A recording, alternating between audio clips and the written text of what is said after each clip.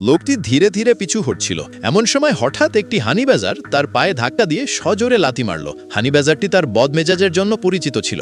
দেরি না করে এটি লোকটির জুতোয় কামড় বসিয়ে দিল।